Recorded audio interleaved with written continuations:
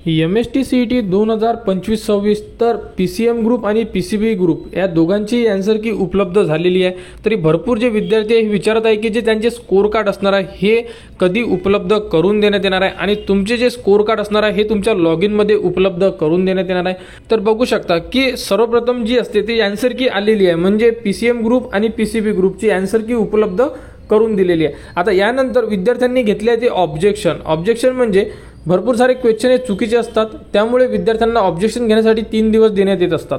तर विद्यार्थ्यांनी ऑब्जेक्शन घेतलेले राहतातच, कारण की MST-CET 2025 ही खूप मोठी एक्झाम आहे। यामध्ये भरपूर जे विद्यार्थी आहे ह्या पेपरसाठी एक्झाम देत असतात, त्यामुळे या पेपरमध्ये सुद्धा ऑब्जेक्शन घेतले गेलेले असेलच। आणि ऑब्जेक्शन घेतल्यानंतर CET डिपार्टमेंट तुम्ही घेतलेले जे ऑब्जेक्शन असते त्यावरती संपूर्ण जे क्वेश्चन आहे चेक करते आणि जर त्यामध्ये CET डिपार्टमेंट जे चूक असेल तर तो जो क्वेश्चन आहे त्या क्वेश्चनला संपूर्ण जे मार्क्स आहे हे देण्यात येत असतात। तर त्यांचा जो फायदा आहे म्हणजे त्या क्वेश्चनचा जो फायदा आहे हा संपूर्ण विद्यार्थ्यांना मिळतो। जर त्या विद्यार्थ्याला तो क्वेश्चन आलेला असेल तर त्याचे त्यांना फुल मार्क्स देण्यात येतात।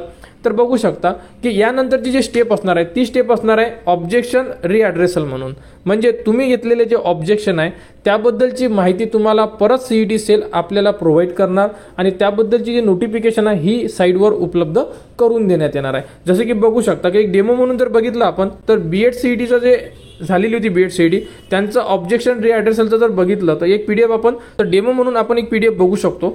तर बघू शकता अशा प्रकारे रिॲड्रेसलचं तुम्हाला एक नोटिफिकेशन एक PDF जाहीर करण्यात येणार की किती विद्यार्थ्यांनी जे ऑब्जेक्शन आहे घेतले होते। तर बघू शकता यामध्ये संपूर्ण पेपरची इन्फॉर्मेशन दिलेली असतात, कोणत्या सेशनमध्ये झालेले आहे आणि यामध्ये टोटल ऑब्जेक्शन रिसीव्ह म्हणजे किती ऑब्जेक्शन रिसीव्ह झालेले आहे, कोणत्या सेक्शनमध्ये रिसीव्ह झालेले आहे आणि यामध्ये CETनं किती ऑब्जेक्शन अप्रूव्ह केलेले आहेत। यामध्ये 6 पैकी 4 अप्रूव्ह केलेले आहे, 3 पैकी 2 अप्रूव्ह केलेले आहे, म्हणजे टोटल 6। म्हणजे अशा प्रकारे तुमच्यासोबत सुद्धा होणार आहे। त्यामुळे MST-CET 2025चा जो रिझल्ट आहे हा लवकर न लागता थोडा लेट लागेल, म्हणजे जून महिन्याच्या 2nd वीकपर्यंत तुमचा रिझल्ट लागू शकतो।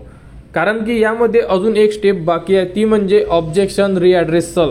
जोपर्यंत ऑब्जेक्शन रिॲड्रेसलचं जे नोटिफिकेशन आहे CET सेल देत नाही तोपर्यंत तुमचे स्कोर कार्ड तुमच्या लॉग इनमध्ये उपलब्ध होणार नाही आहे। कारण बघू शकता 16/5/2025ला B.Ed CETचे ऑब्जेक्शन रिॲड्रेसल दिलेले होते, आज 24 तारीख आहे, म्हणजे टोटल 8 ते 9 दिवस झालेले आहेत, तरी सुद्धा यांचा रिझल्ट स्कोर कार्ड उपलब्ध करून दिलेले नाही आहे। यावरून तुम्ही सुद्धा अंदाज लावू शकता की तुमचे सुद्धा जे रिझल्ट आहे हे थोडे लेट येणार। त्यामुळे विद्यार्थ्यांनी वेट करा, जी अपडेट येईल ती तुम्हाला आपल्या चॅनलवर देण्यात येणार आणि यानंतर जी अपडेट येईल ती म्हणजे ऑब्जेक्शन रिॲड्रेसल, ती आल्यानंतर सुद्धा त्याबद्दलची माहिती तुम्हाला आपल्या चॅनलवर देण्यात येणार। ॲडमिशन प्रोसेसबद्दल संपूर्ण अपडेट सुद्धा आपल्या चॅनलवर देण्यात येणार आणि डॉक्युमेंट लिस्ट सुद्धा या व्हिडिओच्या डिस्क्रिप्शनमध्ये दिलेली आहे। तरी विद्यार्थ्यांनी डॉक्युमेंट्स रेडी करा, डॉक्युमेंट्स रेडी करून ठेवा, कारण की ॲडमिशन प्रोसेसमध्ये डॉक्युमेंट्स भरपूर इम्पॉर्टंट असणार आहे आणि ॲडमिशन प्रोसेस सुरू झाल्यानंतर संपूर्ण ज्या अपडेट असणार त्या तुम्हाला आपल्या चॅनलवर देण्यात येणार। त्यासाठी आपल्या चॅनलच्या कनेक्टमध्ये राहा व हा व्हिडिओ इतरांपर्यंत शेअर करा।